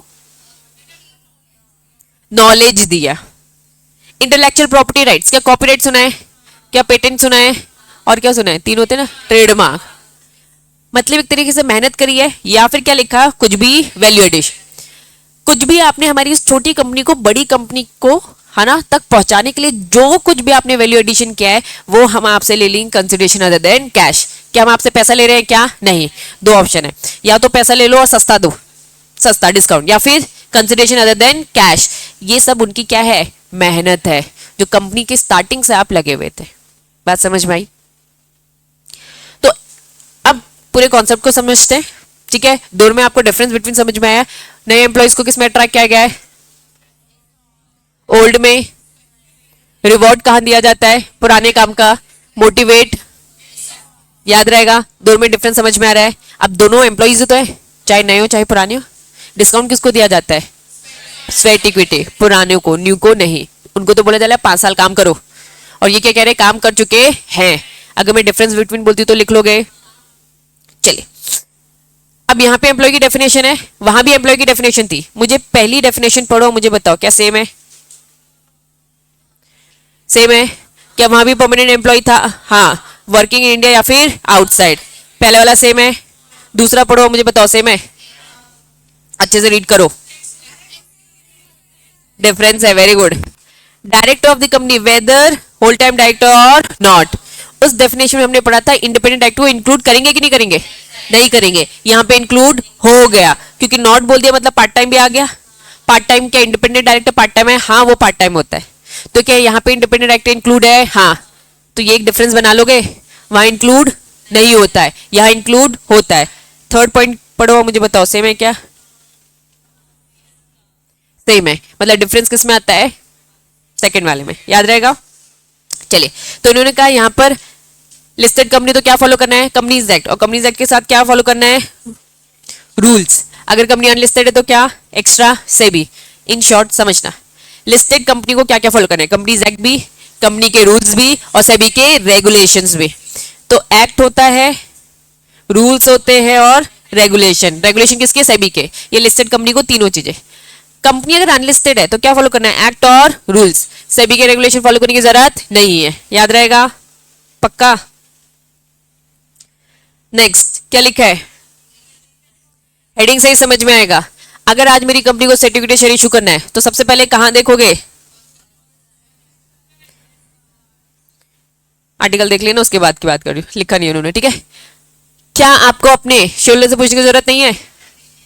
जब हम ESOP दे रहे थे तो शेयरहोल्डर से पूछा था, क्या पास करवाया था? स्टेट इक्विटी दे रहे हो तो पूछना पड़ेगा, हाँ, क्या पास करना है? SR में ये बातें होंगी, फटाफट रीड करो, मुझे बताओ समझ में आ रहा है? कितने शेयर्स इशू कर रहे हो, क्या करंट मार्केट प्राइस है, क्या कंसिडरेशन ले रहे हो, कैश की other than cash, class of director employees जिसे आप ये दे रहे हो, हमें उनके नाम भी बताओ। कौन ऐसे एम्प्लॉइज और डायरेक्टर है जो कंपनी के स्टार्टिंग से लगे थे, हम भी तो देखे। तो प्लीज मेंबर को ये सारी इन्फॉर्मेशन दो, मेंबर की मीटिंग कराओ और फिर उनसे पूछो क्या अब हम इनको दे दे, वो हाँ बोलेंगे या फिर ना। SR पास करना है, दैट मीन्स कितने का वोट चाहिए? 75%। हेडिंग से ही समझो क्या लिखा है? Compliance with SEBI. कंपनी अगर लिस्टेड है तो सेबी फॉलो करना है, अनलिस्टेड है तो करने की जरूरत है नहीं। तो क्या फॉलो करना है? Companies act and rules. State equity share have the same right and limitation. समझो, अब तुम लोग कंपनी के इक्विटी शेयर होल्डर हो, तुम लोगों से मैंने पूछा क्या पुराने एम्प्लॉयज को स्टेट इक्विटी शेयर इशू कर दूं? तुम लोगों ने क्या बोला? हाँ कर दो दीदी। अब जब कर दिया तो वो भी तो नॉर्मल इक्विटी शेयर होल्डर बन गए ना। तुमको बोनस दूंगी तो क्या उनको भी दूंगी? तुमको डिविडेंड तो क्या उनको भी दूंगी? हाँ ना, सब कुछ सेम तो हो जाएगा। जब तक नहीं दिया तो एम्प्लॉय थे, देने के बाद क्या हो गए? बराबर। तो क्या लिखा है? शेल रैंक क्या लिखा है? परिपासु मतलब क्या? सेम सेम ट्रीटमेंट मिलेगा। तुमको डिविडेंड दे रहे, क्या उनको नहीं देंगे भाई? उनको भी तो देंगे, क्योंकि वो भी अब क्या बन चुके हैं? Equity share holder. तो certificate share have the same rights and limitation. Limitation बोले तो जो आपको भी नुकसान होता था सेम उनको भी नुकसान होगा, मतलब सेम राइट सेम लिमिटेशन। बस इनको एक फायदा क्या मिलता है कि इनको डिस्काउंट में मिल जाता है। क्लियर है बच्चा? हेडिंग से समझो क्या लिखा है।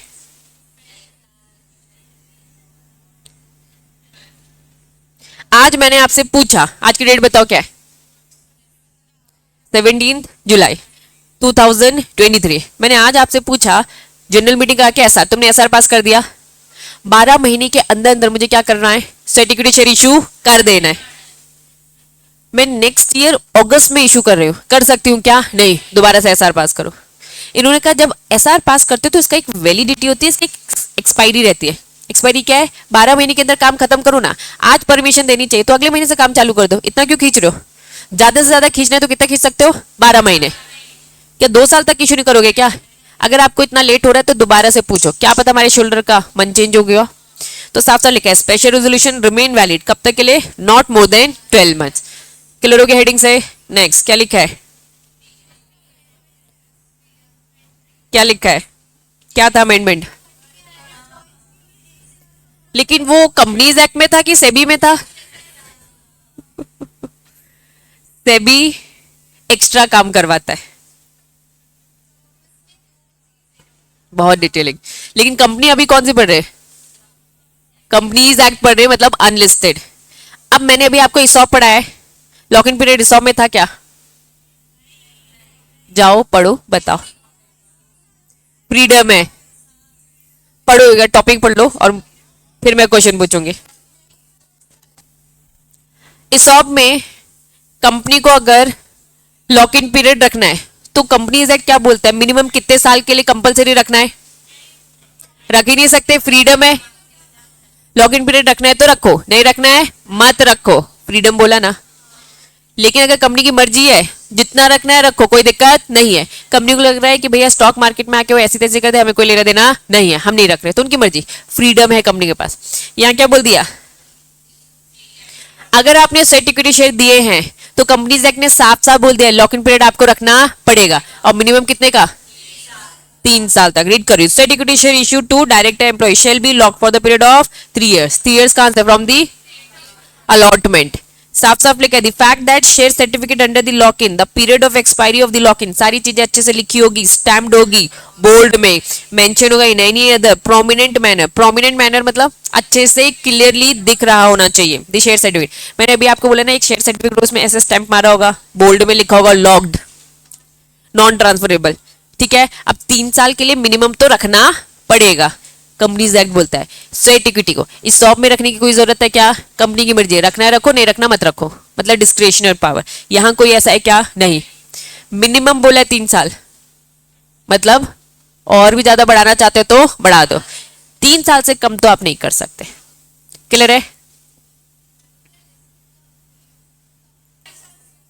ज्यादा पैसा किसमें लगा है जनता का? लिस्टेड में।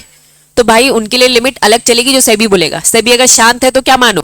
चुपचाप कंपनीज एक्ट मानो। क्या लिखा है नेक्स्ट? ये तो चेंज कर दिया, ये कंपनीज एक्ट में भी चेंज है और सेबी में भी चेंज है। कुछ याद है पुराने बच्चों तुम लोग को? ध्यान दो इधर, चलो शॉर्ट में बता रही। कंपनी लिस्टेड है, कंपनी क्या है? लिस्टेड है। ठीक है, रूल्स में भी अनलिस्टेड को भी सिंबल रखा है। क्या बोल रखा है? Maximum 15% paid of equity capital दिख रहा है, और क्या लिखा है? मैक्सिमम 25% ऑफ एनी टाइम, मतलब ये 1 ईयर की बात कर रहा है, समझना। शॉर्ट में वापस से आपकी कंपनी क्या इशू करी है? क्या पढ़ रहे? इस ऑफ पढ़ रहे कि सर्टिफिकेट पढ़ रहे? सर्टिफिकेट। ध्यान देंगे, company shall not issue state equity share more than कितना? 15%। 50% किसका? Existing paid equity share capital in a year. क्या ये दिख रहा है? कंपनी को स्टेट इक्विटी शेयर इस साल इशू करना है, तुम लोग से परमिशन ले ली, ठीक है। तो मैं कितने एम्प्लॉइज को कितना तक का दे सकती हूँ? उन्होंने कहा कि भैया आप पहले अपना क्या देखो, इक्विटी शेयर कैपिटल देखो, उसका कितना? 15% निकालो, इतने से ज्यादा आप इशू नहीं कर सकते। फिर क्या लिखा है? और या तो पूरी इश्यू वैल्यू कितनी आती है 5 crore, whichever is higher, whichever is higher. वापस या तो आपका जितना भी इक्विटी शेयर कैपिटल उसका कितना देखो 15% या फिर कितना 5 करोड़, जो भी हायर अमाउंट होगा वो, ठीक है। लेकिन ये तो एक साल की बात हो रही है ना, 1 ईयर की बात हो रही है। The issue of set equity share of the company not exceed, कभी भी एक्सीड नहीं करेगा किससे, एक साल मैंने 15% किया, नेक्स्ट ईयर मैं फिर से 15% कर रही हूँ, कर सकती हूँ क्या, नहीं, क्योंकि इन्होंने बोला भाई 25%, कभी भी 25% को क्रॉस मत करना। क्लियर है, एक साल में कितना 15, सब मिलाकर कितना, एक साल में 15 भी है और 5 crore whichever is higher, वो देख लेना, ठीक है। लेकिन कभी भी क्रॉस मत करना 25% को, कैलकुलेशन में चेंज आ जाएगा। हाँ, ये उसकी डिटेलिंग है, आपको एक फिगर दिया जाएगा, उस फिगर की कैलकुलेशन आएगी तो वो 10% नहीं होगा, वो फिर देखना पड़ेगा कितना होता है, ठीक है। चलो एक प्रैक्टिकल दिखा रही हूँ, फटाफट इस इलस्ट्रेशन को रीड करो, बस इलस्ट्रेशन रीड करना बच्चा, सॉल्यूशन मत रीड करना। अरे यही पढ़ लो ना, साफ साफ बोला है, कितना है बच्चा 20 करोड़ है शेयर कैपिटल, ठीक है। राज को अपॉइंट किया गया एज अ मैनेजिंग डायरेक्टर, उसे कंपनसेट देना चाहते हैं क्योंकि उसने क्या किया, सप्लाई क्या किया, technical know how without any cost, तो आज हम उसे एज अ रिवॉर्ड देना चाहते हैं। कितना दे सकते हैं, what can be quantum of the share can be allot 15%, 15% किसका लेंगे 20 करोड़ का, कितना आ जाएगा 3 करोड़, और हमने क्या पढ़ा 5 crore, whichever is higher, तो कितना देंगे 5 करोड़। तो ऐसी लिमिट कैलकुलेट करनी पड़ेगी। क्लियर है, पक्का। चलिए ये समझ में आ गया। स्टार्टअप कंपनी को लेके क्या बोल दिया,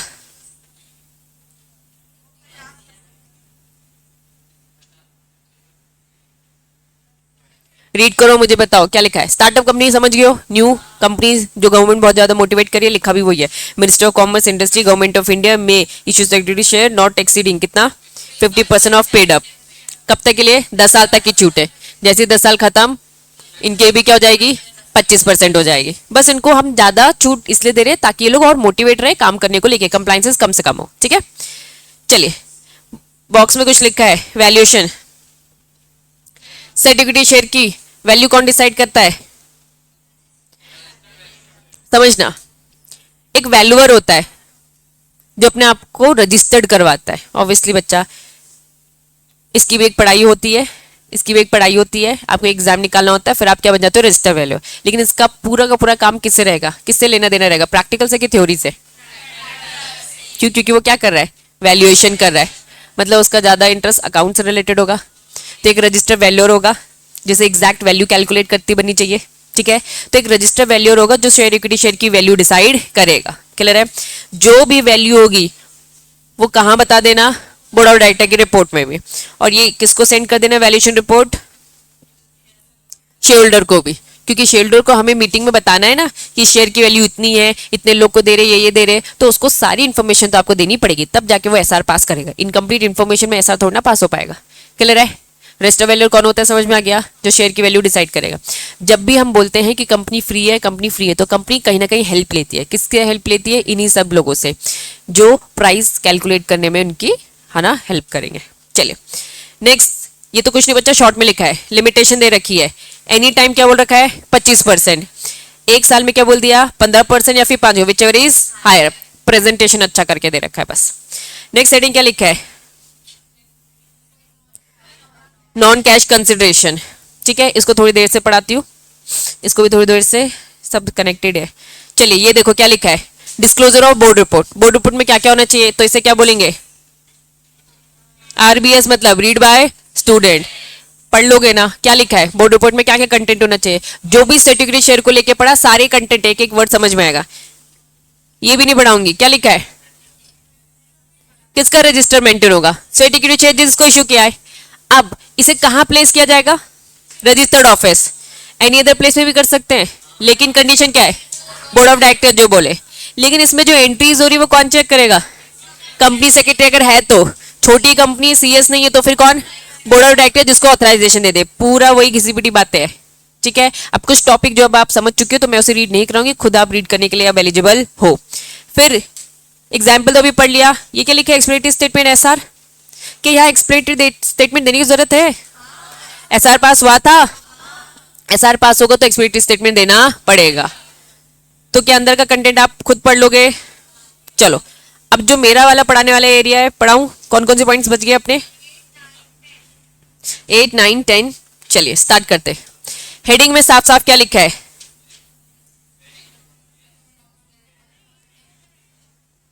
स्वेट इक्विटी शेयर। अभी डेफिनेशन में जाओ, क्या पढ़ा था डेफिनेशन में? डिस्काउंट में भी दे सकते हो, डिस्काउंट मतलब कैश, थोड़ा सा पैसे में छूट मिलेगी, और कंसिडरेशन अदर देन कैश।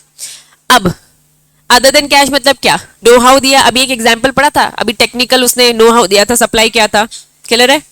तो नो हाउ हो गया, इंटेलेक्चुअल प्रॉपर्टी हो गया, वैल्यू एडिशन, कुछ भी आपने मेहनत वाला काम किया या कुछ चीजें दी आपने, दैट मीन्स आपने पैसा दिया नहीं है, उसे हम बोलते हैं कंसिडरेशन अदर देन कैश। क्या ये कॉन्सेप्ट क्लियर में आ गया? वापस आते हो उस 8 पॉइंट में। स्ट्रेट इक्विटी शेयर दिया गया है और बदले में उसने क्या दिया है? Non cash consideration. अगर नॉन कैश कंसिडरेशन है तो उसे कैसे ट्रीट किया जाएगा? बुक्स ऑफ अकाउंट्स में। अब ये थोड़ी सी अकाउंटिंग की बात हो रही है, आपके बुक्स में कैसे शो होगा? इन्होंने कहा आप इसे एज अ एसेट भी दिखा सकते हो, क्या दिखा सकते हो? एज अ एसेट, या फिर क्या दिखा सकते हो? As an expense. अगर आप एज अ एसेट दिखाओगे तो कहां लिख देना? बैलेंस शीट में लिख देना, खत्म। ये बस अकाउंटिंग ट्रीटमेंट की बात बता रहे बच्चा। अगर एक्सपेंस है तो इन्होंने क्या बोल दिया? लिखा ही नहीं है, एज प्रोवाइडेड अकाउंटिंग स्टैंडर्ड। कहां लिखा रहता है expense? Profit and loss account में। बात समझ में आ रही है? वापस इन्होंने अकाउंटिंग स्टैंडर्ड का रेफरेंस दे दिया, लेकिन मैं आपको बता दूं बैलेंस शीट 11th 12th में बनाना सीखा ही है बेटा। अगर एसेट है तो एसेट कहां स्पेसिफाई करते हैं? बैलेंस शीट में। एक्सपेंसेस कहां थे? प्रॉफिट एंड लॉस, या फिर इनकम एक्सपेंस बोलते हो उसे, इनकम एक्सपेंस बोले, या profit and loss account. Clear है बच्चा? तो बस उन्होंने बोला कि बुक्स में कहां दिखाओगे? बुक्स ऑफ अकाउंट में दिखा दोगे। नेक्स्ट क्या लिखा है? मैनेजर रेम्यूनरेशन एक बड़ा कॉन्सेप्ट है, समझना। कंपनी का अच्छा खासा प्रॉफिट हुआ, इस प्रॉफिट से पूरे खर्चे निकालने हैं कंपनी को, कि बस पूरा डिविडेंड उठा के दे देगी? खर्चे निकालेगी ना। आज अगर मैं तुम लोग का एग्जाम्पल, मेरा आईटेक्स है, तुम लोग की फीस आएगी मेरे पास, फीस आएगी, इस बेसिस में हम क्या करेंगे? अपने खर्चे नहीं निकालेंगे, किराया देंगे, और जिसकी भी हम सैलरी वाली इसी से तो देते हैं सब कुछ। मान लो मैं, रॉकी सर, अभिषेक सर, हम लोग कंपनी के डायरेक्टर है, बीइंग अ डायरेक्टर हमें भी तो सैलरी मिलेगी। हम शेयर होल्डर को क्या दिखाएंगे कि भाई कुछ पैसा ही नहीं बचा, डिविडेंड ही नहीं बचा, प्रॉफिट ही नहीं बचा, तो सैलरी ज्यादा ज्यादा ले ली। कर सकते हैं ना ऐसा? कंपनीज एक्ट गलत करते। कंपनीज एक्ट ने लॉ बनाया है कि भाई मैनेजर रेम्यूनरेशन लेने की भी क्या रहेगी? एक लिमिट रहेगी। कोई भी अननेसेसरी पैसा ना उठा ले। हम तो ले लेंगे भाई, हम लोग इतना काम करते, पूरा पूरा पैसा हमारा, कुछ मिलेगा ही नहीं शेयर होल्डर को कल को। तो शेयर होल्डर तो बुद्धू है जो हमारी कंपनी में पैसा लगा रहे हैं। कंपनी में बैठा डायरेक्टर, हर एक डायरेक्टर ऐसा कर सकता है। खुद सोचो, अगर आप रिलायंस कंपनी के शेयर्स खरीद के बैठे हो तो डायरेक्टर ऐसा काम कर सकता है कि नहीं कर सकता? कर सकता है। कंपनीज एक्ट ने साफ साफ बोल दिया कि भाई हमने एक लिमिट तय कर दी है, इस लिमिट से ज्यादा आप ले सकते नहीं हो। एग्जाम्पल के तौर पे बता रही हूँ 1%, सॉरी 11%। वेरी गुड, है ना? वो डिटेलिंग है, लेकिन कंपनीज एक्ट में आप बहुत डिटेल में पढ़ेंगे। जो अभी आपने पढ़ा वो भी कम ही है, बहुत ज्यादा डिटेलिंग के साथ कंपनीज एक्ट में पढ़ेंगे। एग्जाम्पल बोल दिया है कि आप कभी भी 11% से ज्यादा नहीं लोगे। अगर ज्यादा लोगे तो एसआर पास कर लेना, मतलब शेयर होल्डर से पूछो। अगर 11% से भी ज्यादा करना है तो किससे पूछो? शेयर होल्डर से। अब शेयर होल्डर को तो बुरा लगेगा ना कि भाई तुम क्यों उठा रहे हो, तो वो अगर अपने काम गिनवाते हैं, अगर उन्हें जेन्युइन लगता है तो वो बढ़ा भी सकते। तो ये अभी लिमिट दी नहीं है, जस्ट फॉर जनरल नॉलेज मैंने आपको बता दिया है। अब एक बार हेडिंग पढ़ो। स्ट्रेट इक्विटी शेयर को आपने किसका पार्ट बना दिया है? Manager remuneration. ये स्ट्रेट इक्विटी शेयर किसको दिए जा रहे थे? पुराने एम्प्लॉइज जिन्होंने बिल्कुल मर मर के इस कंपनी के लिए काम किया है, हमने उनको एज अ रिवॉर्ड दे रहे, और इसको आपने क्या दिखा दिया? एज अ सैलरी दिखा रहे। पहले थोड़ी थोड़ी सैलरी तो दी है आपने, लेकिन अब आप एक मोटा अमाउंट दे रहे, इसे आप कह रहे हो कि ये सैलरी का ही है। लेकिन उन्होंने कहा कि भाई एक हमारा रेम्यूनरेशन की लिमिट है, प्लीज उसको मत क्रॉस करना, आप तो नहीं तो ज्यादा उठा के दे दोगे। The amount of the secretary share issue shall be treated, हम ट्रीट करें मैनेजर रेम्यूनरेशन का पार्ट है, जिसमें हम सेक्शन 197 और 198 बहुत डिटेल में पढ़ेंगे। तो प्लीज ध्यान रखना, सर्टिफिकेट शेयर इश्यू जो किया गया है, तब हम कहेंगे कंपनी के मैनेजर रेम्यूनरेशन। जो मैनेजर मतलब क्या है? मैनेजमेंट देखने वाले। मैनेजर से मतलब क्या है? मैनेजमेंट देखने वाले। ये कंपनी का मैनेजमेंट कौन देखता है? बोर्ड ऑफ डायरेक्टर देखते हैं, ठीक है? मैनेजिंग डायरेक्टर भी होता है। तो हम ये कह रहे हैं कि कंपनी के किन किन लोगों को दिया जा सकता है? डायरेक्टर को भी दिया जा सकता है और नॉर्मल एम्प्लॉइज को भी। क्या नॉर्मल एम्प्लॉय की सैलरी की बात कर रहे हैं? नहीं। मैंने एग्जांपल में रॉकी सर मेरा अपना लिया, क्या मैंने रक्कू दी और क्या ओमकार भैया लिया? नहीं, वो एम्प्लॉय है और हम लोग क्या हो गए? मैनेजमेंट वाले। हमारा रेम्यूनरेशन से मतलब किससे है, मैनेजर में, क्योंकि ज्यादा उंगली कौन करेंगे, ये बोर्ड ऑफ डायरेक्टर मैनेजमेंट के लोग कर सकते हैं ना, एम्प्लॉय थोड़ा ना करेंगे, वो थोड़ा ना तय करते कि भाई हमें कितनी सैलरी मिलेगी, उनको तो बताया जाता है, लेकिन हम अपनी सैलरी खुद से उंगली कर सकते हैं। तो साफ साफ बोल दिया कि भाई स्टैट्यूटरी शेयर को मैनेजर रेम्यूनरेशन का पार्ट मान लिया जाएगा। जब शेयर किसको दोगे, डायरेक्टर और मैनेजर को। हम नॉर्मल एम्प्लॉय की बात नहीं कर रहे, हम नॉर्मल एम्प्लॉय की बात नहीं कर रहे। तो आप पे ये 11% वाली लिमिट लगेगी। एम्प्लॉय को तो जितना देना तो वो तो और मोटिवेट ही होगा, लेकिन हम बोर्ड ऑफ डायरेक्टर पे नजर रखना चाहते हैं। इशू कर रहे हो consideration other than cash which is not asset. अगर वो एसेट नहीं तो उसका ट्रीटमेंट क्या क्या हो जाएगा, एक्सपेंस। या तो आपने एसेट माना है या तो उसे क्या माना है, एक्सपेंस। तो इन्होंने कहा एंड मतलब दोनों condition. In short sweat equity share को मैनेजर रेम्यूनरेशन का पार्ट मान लिया जाएगा। कंडीशन, पहली कंडीशन, ये स्वेट इक्विटी शेयर डायरेक्टर को दिया है और उसका ट्रीटमेंट एसेट वाला नहीं है, आपने उसको प्रॉफिट और लॉस अकाउंट में इनकम एक्सपेंस में क्या दिखाया है, एक्सपेंस दिखाया है। तो हम इसे मैनेजर रेम्यूनरेशन का पार्ट मानेंगे और उस पे वो ही जो सेक्शन 197 198 बोलते हैं, जो 11% वाली लिमिट मैंने जो आपको पहले बता दी, वो एप्लीकेबल है, मतलब उन्हें पूरे वो लॉ फॉलो करने पड़ेंगे। और वो क्या लॉ है, डिटेल में जाएंगे। कब होगा, जब आप किसी डायरेक्टर को दे रहे हो और उस डायरेक्टर को आपने क्या शो किया है, एक्सपेंस, तो अदरवाइज नहीं। अगर आपने डायरेक्टर को दिया उसको क्या शो किया, एसेट, तो क्या 11% वाली बात लगेगी, नहीं। किसी नॉर्मल एम्प्लॉय को दिया क्या लगेगी, नहीं। मतलब ये दो कंडीशन साथ में फुलफिल, क्लियर है। नेक्स्ट हेडिंग क्या लिखा है, सर्टिफिकेट कंपनसेशन एसेट। चलिए ये भी सर्टिफिकेट है, ये भी नॉट एसेट, समझ में आ रहा है। क्या लिखा है, not person to acquisition of asset, आपने इसको एसेट शो नहीं किया है। और ये क्या कह रहे हैं, एसेट शो किया है। तीनों जो भी अभी हम पढ़ रहे हैं सबका कॉन्सेप्ट रिलेटेड है। पहले बताओ क्या 8 पॉइंट समझ में आया। ये क्या बोल रहे हैं, हम कैश की बात नहीं कर रहे, अदर देन कैश की बात कर रहे, तो आपका ट्रीटमेंट एसेट और एक्सपेंस दोनों हो सकता है, ये समझ में आ गया। फिर हमने देखा कि मैनेजर रेम्यूनरेशन का पार्ट कब माना जाएगा कब नहीं माना जाएगा, ये समझ में आ गया। 10th वाला पॉइंट क्या बोलता है, हम एसेट मान रहे पहली सिचुएशन, सॉरी नहीं मान रहे हो, दूसरे वाले में क्या कर रहे हैं, मान रहे। क्लियर है। चलो एक बार से फटाफट रीड कर लेते हैं। अगर आप इसे एसेट मान रहे हो, सॉरी नहीं मान रहे हो, तो इसे ट्रीट कर लो कंपनसेशन। इसे क्या ट्रीट करो, कंपनसेशन। अगर आप इसे एसेट नहीं मान रहे हो, यहां क्या बोल रहा था इधर, मतलब क्या ट्रीट करे थे ऊपर, एक्सपेंस। तो इसने क्या बोल दिया, एसेट नहीं मान रहे मतलब आप इसे क्या ट्रीट करो, एक्सपेंस। तो हम ये मानेंगे कि आपने एज अ कंपनसेशन दिया इतनी मेहनत जो उन्होंने करी। अगर आप इसे एसेट मान रहे हो तो कहां दिखाओगे, बैलेंस शीट में। बस वो यही कह रहे और कुछ नहीं बोल रहे। एसेट एक्वायर्ड, ये वापस। अगर ये एसेट नहीं तो ये क्या है, expense. Moral of the story, जो आपने 8 पॉइंट पढ़ा था वही रिपीट है, 8 पॉइंट वापस आ रही। एसेट है तो बैलेंस शीट, एक्सपेंस है तो प्रॉफिट और लॉस अकाउंट, सेम।